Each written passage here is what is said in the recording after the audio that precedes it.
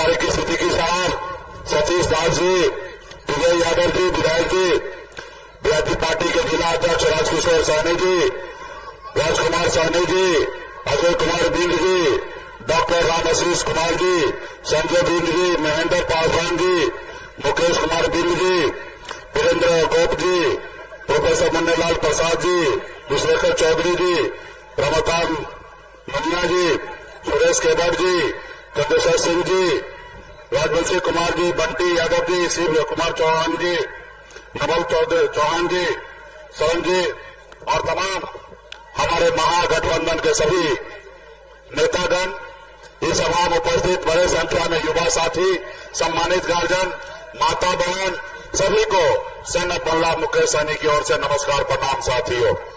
साथियों, हम लोग चुनावी सभा में आए हैं और चुनाव का समय चल रहा है और देश में हर 5 साल में 2 बार चुनाव होता है। एक बार राज्य का मुख्यमंत्री को चुनने के लिए और एक बार देश के प्रधानमंत्री को चुनने के लिए साथियों। और इस समय जो चुनाव है वो देश के प्रधानमंत्री को चुनने का समय है साथियों। इसलिए बहुत ही सोच समझकर आप अपना वोट को डालेंगे। आप देखेंगे कि जो सरकार है उनका आने से आपकी जिंदगी में क्या परिवर्तन हुआ साथियों, वो सोचकर आप वोट डालेंगे। साथियों, ये देश पहले गुलाम था, इस देश में अंग्रेज का शासन था। हमारे पूर्वज, आपके पूर्वज ने हजारों, पौने 200 साल संघर्ष किया, लड़ाई लड़ा, तब जाके ये देश आजाद हुआ। और देश आजाद के बाद बाबा साहब भीमराव अम्बेडकर ने हमें एक संविधान बना के दिए, एक लोकतंत्र हमें बना के दिए साथियों। ये देश आपका है।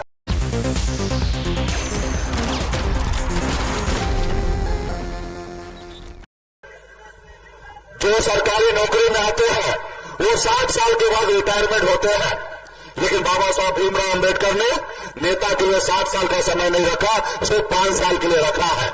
इसलिए क्योंकि नेता जब भी आए आपसे वादा करे और वह वादा को पूरा करे तो 5 साल के बाद पूरा चुनाव होगा तो उनको जिता के फिर पुनः आप बनाइए। अगर 5 साल में जो आपसे वादा किए अगर वो नेता वो पूरा न करे तो आप जनता मालिक है और जनता का पूरा अधिकार है कि उस नेता को बदलने का साथियों, उस नेता को बदलने का। और जो नेता आपसे छल करे, जो नेता आपका साथ न दे, जो नेता आपसे झूठ बोले, वो नेता आपका नहीं हो सकता साथियों। सिर्फ वो सत्ता के लिए रहेगा, आपके हक अधिकार की बात नहीं करेगा साथियों। इसलिए साथियों, मोदी जी आए थे 2014 में, वो कहे कि हम अच्छे दिन लाएंगे। क्या आपके अच्छे दिन आए? मोदी जी आए, कहे कि देश में बेरोजगार बहुत है, देश में युवा को हर साल 2 करोड़ नौकरी देंगे। क्या 10 साल में 20 करोड़ युवा को नौकरी दिए? उन्होंने कहा कि विदेश में काला धन है, हमको लाइए और विदेश से काला धन लाएंगे, हर किसी के खाता में 15-15 लाख रुपए देंगे। क्या आपके खाता में 15 लाख रुपए आया? उन्होंने कहा किसान की आय को दुगुनी करेंगे, हम आएंगे, किसान की आय को दुगुनी होगा। क्या आज हमारा किसान खुशहाल है? उन्होंने कहा कि हमें लाइए और हर गरीब का घर 2022 से पहले पक्का का घर बना देंगे। क्या आपका पक्का का घर बन गया? तो साथियों, अब बताइए, जो प्रधानमंत्री आए हमसे इतना झूठ बोले और अभी भी वो हमसे वोट मांगे, उनको शर्म नहीं आ रहा। लेकिन आपको हमको तो थोड़ा सोचना है, ये देश आपका है। आज देश के ऊपर 2,10,000 करोड़ रुपए का कर्ज डाल दिया है। ये मोदी जी आज है, कल नहीं रहेंगे। कल ये कर्ज को कौन चुकाएगा? ये कर्ज को चुकाइएगा आप लोग, हमारे आने वाला पीढ़ी को चुकाना पड़ेगा। कोई भी देश का प्रधानमंत्री बनेंगे वो देश का कर्ज नहीं चुकाएंगे। ये मोदी जी जो कर्ज हमारे देश के ऊपर ला दिए, ये कर्ज को आप ही को चुकाना पड़ेगा साथियों। इसलिए साथियों, ये आपका सरकार नहीं है, ये अदानी अंबानी का सरकार है, ये गरीब का सरकार नहीं है साथियों।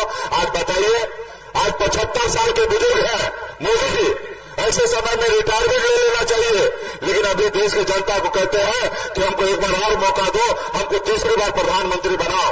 और दूसरी तरफ मोदी जी एक योजना लाए थे, अग्निवीर योजना। उस अग्निवीर योजना के तहत 18 साल में आप एप्लीकेशन कीजिए, नौकरी में आइए और 22 साल में रिटायरमेंट हो जाइए। बताइए, हमारे देश के युवा को ऐसे युवा को 22 साल में रिटायरमेंट करने का सोचते हैं और खुद 75 साल के बाद वो कहते हैं कि हमको तीसरी बार प्रधानमंत्री बनाइए। तो इसलिए साथियों, मजबूती से अपने हक अधिकार ये काम कीजिए। ये गरीब का सरकार नहीं है, ये बड़े लोगों का सरकार है। आप मुझे देखिए, एक गरीब मछुआरा अति पिछड़ा का बेटा, हम गांव से निकलकर बंबई जैसे संघर्ष किए। 900 रुपया महीने पे मैं नौकरी करता था, फिर लौटकर बिहार आया। मैंने देखा लोग चांद पे घर बनाने के लिए सोच रहा है, लेकिन हमारे लोगों के लिए धरती पे घर नहीं है। अब पिछले 10 सालों से अपने समाज के हक अधिकार के लिए दिन गुलजार नमिया मला चाहे थियर पंथर के लिए लड़ाई लड़ रहा है कि उसको आरक्षण मिले।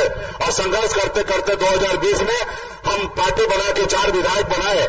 हमारे सहयोग से बिहार में सरकार बना। अगर हम समर्थन नहीं देते तो नीतीश कुमार बिहार में मुख्यमंत्री 2020 में नहीं बनता। लेकिन हमने ईमानदारी से काम किया। लेकिन उन्होंने क्या किया मेरे साथ? हमारे 4 विधायक को खरीद लिया।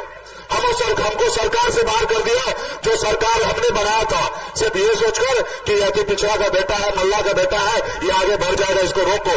तो इसलिए साथियों, ये गरीब के लोगों के लिए नहीं है, ये अमीर के लोगों के लिए है। आप देखिए किस तरीके से चंदा ले रहा है। आप हमको चंदा दीजिए, हम आपको धंधा देते हैं।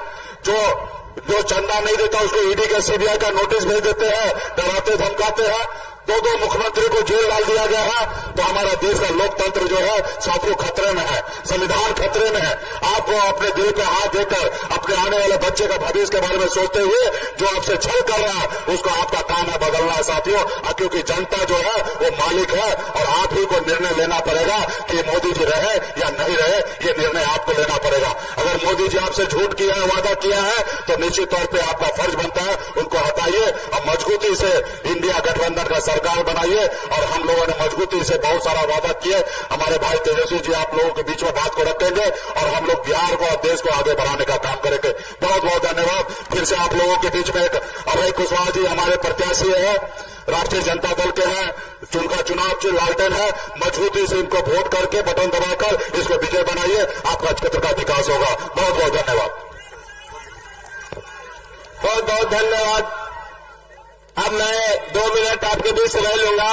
बहुत सारे हमारे साथी जो दूसरी पार्टी से हमारे पार्टी में आए हैं, महेंद्र पासवान जी पूर्व प्रमुख, शंकर दास कांवर हम छोड़कर आरजेडी में, राजू दास हसनपुर, कुंदन पासवान कांवर, प्रकाश पासवान कांवर, प्रमोद पासवान कांवर, राजेश पासवान कांवर, राजेश पासवान उर्फ कल्लू कांवर, रामेश्वर दास पलरावा, अखिलेश दास पलरावा, राम प्यारे पासवान कांवर, अरविंद दास काजीबिघा, धीरेन्द्र दास मौलागंज, राजनंदन दास पूर्व मुखिया, जोगिंदर दास पूर्व मुखिया कोराप, कुंडल वर्मा जी और बहुत सारे साथी। तो मैं सबको हमारे पार्टी में जो विश्वास देता है इसके लिए मैं सबको बहुत बहुत आभार प्रकट करता हूं।